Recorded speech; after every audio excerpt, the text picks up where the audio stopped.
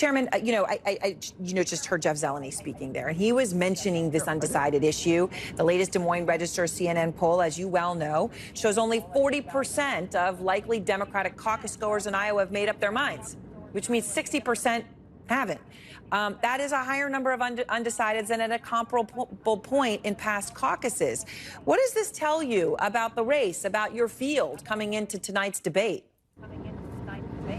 It tells me that we have a very deep field, and every time you go see candidate A, you fall in love, then you go see candidate B and you fall in love again, and that's the deep field we've had throughout. We have an embarrassment of riches. People will be making choices. What I love about Iowa voters is they take their role seriously. They're out there kicking the tires, and I don't know who's going to win. Anyone who tells you they do know who's going to win the Iowa caucus is lying to you.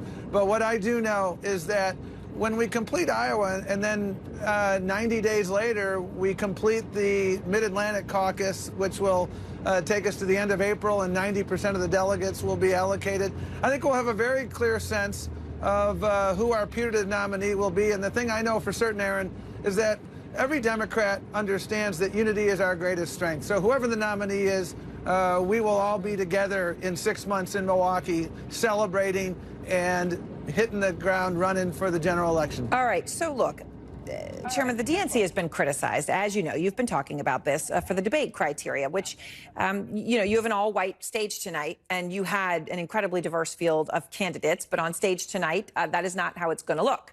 It's going to be all white. And that criteria that you've picked is based on public polling and donations, right? So in other words, voter support, right? You said you have to have a few percent in a bunch of states and a certain number of donors, and people who hit that mark are on stage and people who don't aren't.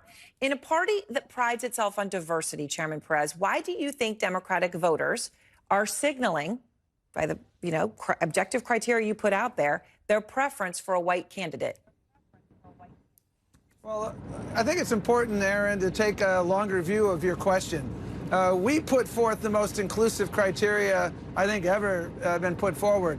And as a result of that, and we did it because we knew we'd have a really deep field, the biggest field ever. And as a result of that, we had a remarkable number of people, including candidates of color, who were on the debate stage. And let's go back to last month. So, and every month we went up, but we went up very, very gradually, 1%, yes. 2%. Last month, we went up to, we were up to 4%. Now we're at 5%. I mean, look, they weren't high hurdles to an objective basis. These are low numbers. They weren't high hurdles. And again, last month we had of the 8 candidates on the stage, we had 3 women, we had 2 candidates of color, and one of them, Kamala Harris, who had made the debate stage then, and I'm quite certain would be on the debate stage tonight if she were still in the race, got out of the race. It had nothing to do with the DNC criteria. And now this month we had 23 polls, and you had to hit 5% in 4 out of those 23. And when you have a field this large, what that tells me is that the candidates who are going to be at the top of the polling are those who are doing the best job of getting support across the entire array of the big tent that is our wonderful Democratic Party. So when I hear people saying that the rules are what are keeping people out, no, it's people are being called and they're being asked, who is your preference? And they are expressing that's their the point. preference. This is voter preference. And that's what we're doing. So the candidates are in Iowa, obviously, where you are tonight. Trump won Iowa last time by nearly 10 points. And he is going to be in Wisconsin exactly while you're holding this debate, a state that he won by fewer than 23,000 votes. This is the second time back this time around. And he has been holding a lot of his rallies in states he won by incredibly minute margins in 2016, right? He's focusing on those must-win swing states. The top Democrats, of course, have all had to spend a lot of time in Iowa, right? I mean, they've got to win it to get off to the races here. Mike Bloomberg's campaign manager was on the show last night, Chairman Perez, and I wanted to play what he said to you. He's pretty blunt. Here he is. Sure.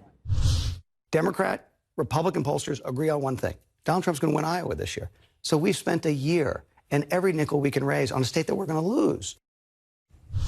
Why is he wrong? We've become a 50-state party again, Aaron. Look at 2017, 2018, and 2019. What do those election cycles have in common? Democrats won at scale. Most recently, Kentucky and Louisiana, states where Donald Trump effectively put himself on the ballot, and voters came out and they said no.